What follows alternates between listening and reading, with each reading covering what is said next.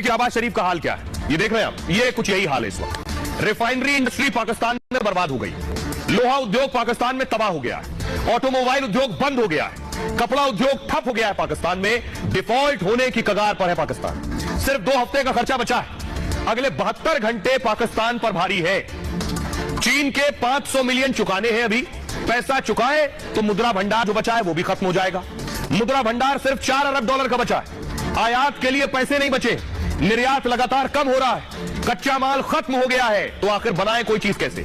IMF ने loan पर कड़ी शर्त रख दी है, $10 अरब की जरूरत है उनका कहना है। अब वो डॉलर का कर्ज पहले से पाकिस्तान पर है, खर्च के लिए सऊदी अरब ने भी कर्ज देने से मना कर दिया, मदद नहीं निवेश करेगा सऊदी, उसने कह दिया पैसा नहीं दूंगा मदद क्योंकि वापस देते नहीं हो, इसलिए निवेश कर सकता हूं। दोस्त चीन भी मदद से किनारे कर चुका है, तो सब ने पाकिस्तान को इस्तेमाल कर लिया है जैसे पाकिस्तान आतंकियों को इस्तेमाल करता है, अब कोई साथ देने को तैयार नहीं। लेकिन मैं आपको बताऊं कि पाकिस्तान में जो स्थिति है, हालत यह है पाकिस्तान में कि सब कुछ बिकने की स्थिति में है, तनख्वाह नहीं है देने के लिए, यानी बिजली भी नहीं आ रही है और तनख्वाह भी नहीं दी जा रही है। वो मैं आपको दिखाने जा रहा हूं, देखिए जरा सरफेस फ्लोर ग्राफिक्स से कि आखिर पाकिस्तान के हालात क्या है वो देखिए जरा। शहबाज के हाथ पे कटोरा देख रहे हैं, अब जिनको तनख्वाह भी नहीं दे पा रहे हैं वो बेचारे क्या करेंगे। पाक में बेरोजगारों की संख्या लगातार बढ़ रही है, आपको बताऊं कपड़ा समेत तमाम उद्योग बंद हो गए और 70 लाख मजदूरों को नौकरी से निकाल दिया गया। 70 लाख। पाकिस्तान में आई बाढ़ से 3.5 करोड़ लोग प्रभावित हुए। पाकिस्तान रेलवे की हालात बहुत खराब है, डीजल खरीदने तक के रेलवे के पास पैसे नहीं है। सोचिए ट्रेन डीजल नहीं खरीद पा रही, रेलवे कर्मचारियों को कई महीने से तनख्वाह नहीं मिली, परेशान रेलवे कर्मचारी सड़कों पर उतर आए हैं। रेलवे ने टिकट की कीमत कई गुना बढ़ा दी है, पिछले 1 साल में रिटायरमेंट जिनका हो गया उन्हें ग्रेच्युटी तक नहीं मिल पाई। कर्मचारियों को 25 अरब रुपए की देनदारी बाकी है, पूर्व कर्मचारियों को पेंशन भी नहीं मिल रही है। हालत यह है, अब सुनिए जरा पाकिस्तान के उन लोगों को सुनिए जो परेशान है, बिजली नहीं आ रही है, सो नहीं पा रहे हैं, बदहाल स्थिति। बच्चे क्या हालात है, घर पर खाना पीना टाइम से मिल रहा है, लाइट नहीं आ रही, लाइट के बारे में क्या कहना चाहोगे। सब लोगों को परेशानी हो रही है और आप उधर देख सकते हैं, उधर लाइट नहीं आ रही है, वो सामने देखे हैं वहाँ पे लाइट नहीं आ रही है, आप वो आगे चले जाए वहाँ पे लाइट नहीं आ रही है। तो मेरे साथ एक सर मौजूद है जिनके हाथ में कैंडल्स है, मोमबत्तियां लेके जा रहे हैं, तो सर मोमबत्तियों की कीमत क्या होगी। ये 5 रुपए की 20 रुपए की मिल रही है, 5 रुपए वाली 20 रुपए की मिल रही है। जो हालात है मुल्क के इस वक्त, सभी लोग इतने परेशान है, मजबूर है। आपको क्या बताऊं, सुबह की लाइट गई हुई है, ना पानी है, ना बिजली है, ना गैस है, क्योंकि ये गुलाम है अमेरिका के। इंडिया नहीं डरता, अमेरिका इंडिया नहीं डरता, खुद मुख्तियार मुल्क है। देखो ऊपर से ये देखें, मेरे पास ये मोबाइल की ये चार्जिंग है और इसे आप मुझे बताएं कि पता चलता है कि शॉप खुली हुई है, शॉप ऐसे है जैसे बंद है। इंडिया के अंदर तकरीबन 300 से 500 यूनिट फ्री दिए जाते हैं आपको, यहाँ पर क्या फ्री मिलता है। हमें यहाँ फ्री भूख मिलती है, फ्री जलालत मिलती है जो मिल रही है। 25 रुपए से 30 रुपए मिल रहा है। एक बात और बता दूं आपको मैम, वहाँ पे राशन कार्ड पे जो है ना, राशन कार्ड बने हुए हैं, वहाँ पे आटा पता क्या भाव दे राशन कार्ड पे 2 रुपए किलो, 2 रुपए किलो आटा दे रही गवर्नमेंट।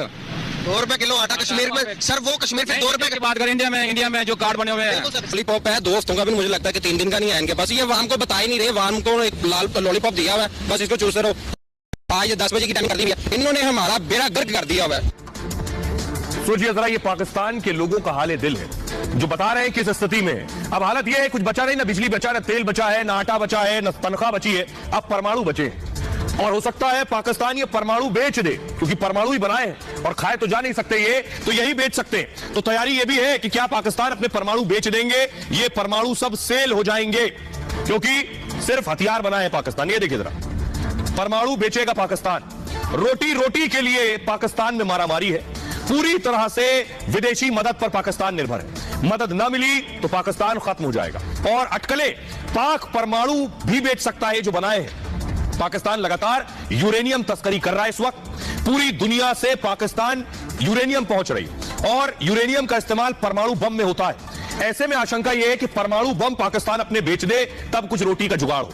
परमाणु तकनीक पहले ही बेचने के आरोप लग चुके हैं पाकिस्तान पर। मांग ये हो रही है कि वॉच डॉग एक नियुक्त किया जाए, क्योंकि जैसे हालात हैं उन हालात में ये परमाणु भी बेच सकता है और गलत हाथ में परमाणु चले गए तो और खराब स्थिति हो सकती है। बहरहाल पहले भी गलत हाथों में ही है। पाकिस्तान पर अंतर्राष्ट्रीय निकाय नजर रखे, ये मांग हो रही है। परमाणु हथियारों से जुड़े प्रोजेक्ट कब्जे में लिए जाए और परमाणु आतंकियों तक पहुंचा तो दुनिया का खतरा और बढ़ जाएगा दुनिया में।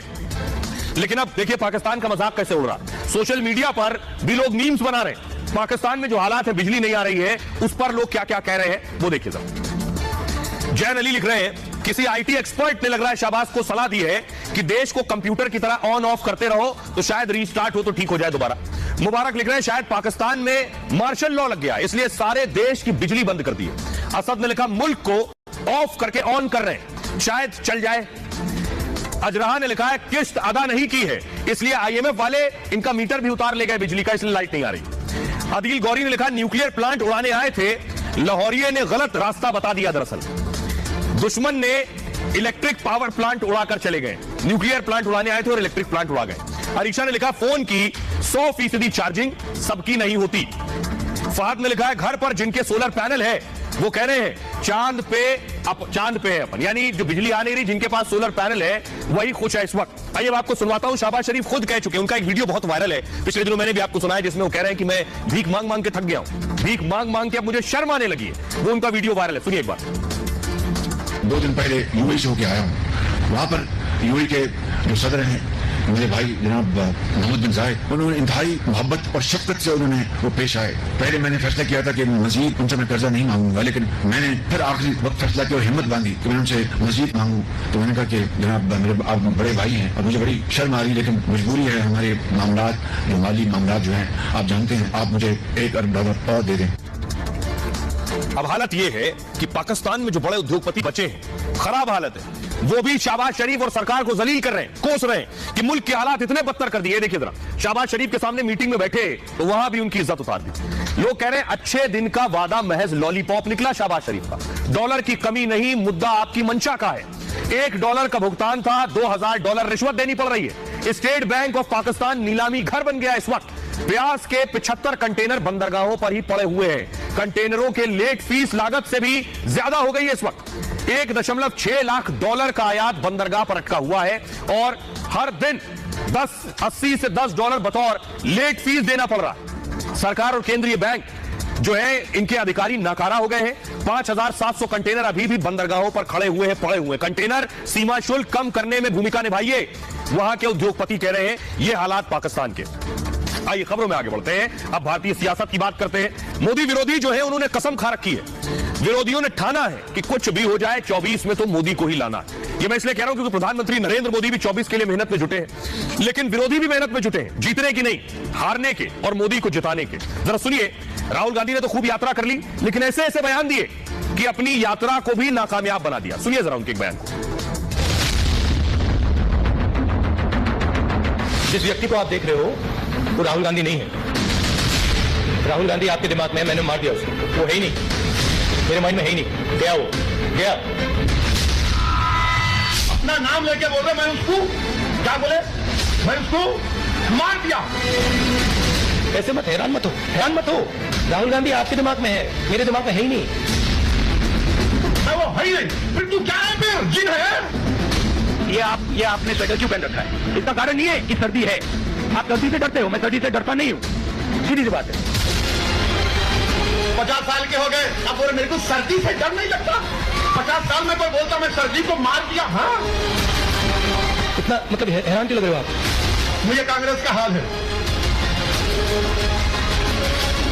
ये कांग्रेस का हाल है और यही विरोधियों का हाल है। कैसे विरोधियों ने ठान लिया कि मोदी को ही 24 में लाना। अब विरोधियों के आप सुनिए, मोदी को 24 में लाने के लिए विरोधी पूरी मेहनत कर रहे हैं। क्या मेहनत कर रहे हैं, शुरू से देखिए जरा। दिग्विजय सिंह को आप देखिए जरा, दिग्विजय सिंह का बयान। दिग्विजय सिंह ने कहा सर्जिकल स्ट्राइक के सबूत नहीं दिए और इतने लोग मार गिराए, लेकिन सबूत कुछ नहीं है, बीजेपी सरकार झूठ फैला रही है। अब स्वामी प्रसाद मौर्य क्या कह रहे हैं, 24 में मोदी को लाने की खुद ही इन नेताओं ने तैयारी कर ली। ऐसे ऐसे बयान देंगे कि लोग इन्हें खुद ही साफ कर देंगे। स्वामी प्रसाद मौर्य कह रहे हैं रामचरितमानस में दलितों का अपमान है, महिलाओं का अपमान इसमें किया गया है और रामचरितमानस बकवास है, सरकार को प्रतिबंध लगाना चाहिए। इस तरह के बयान के बाद कौन सा हिंदू समाजवादी पार्टी को वोट देगा जिसके नेता ऐसा बयान देंगे।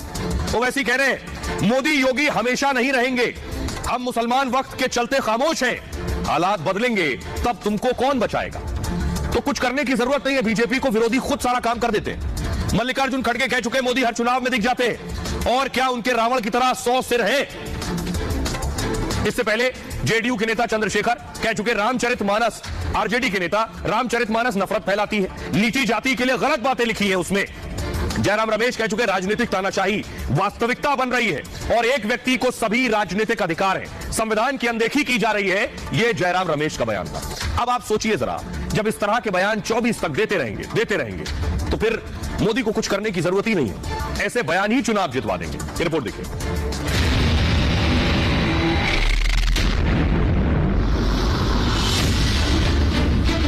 लगता है 2024 में भी विरोधियों ने मोदी को जिताने का ठेका ले ही लिया है। मोदी जो पूरी तरह राष्ट्र के लिए समर्पित है, सेना को हमेशा सर्वोपरि रखते हैं, उस सेना पर कांग्रेस ने सवाल उठाया और एक बार फिर सर्जिकल स्ट्राइक का सबूत मांग लिया। सर्जिकल स्ट्राइक की बात करते हैं कि हमने इतने लोग मार गिराए, लेकिन प्रमाण कुछ नहीं, केवल झूठ का पुलिंदा से ये राज कर रहे हैं। आज तक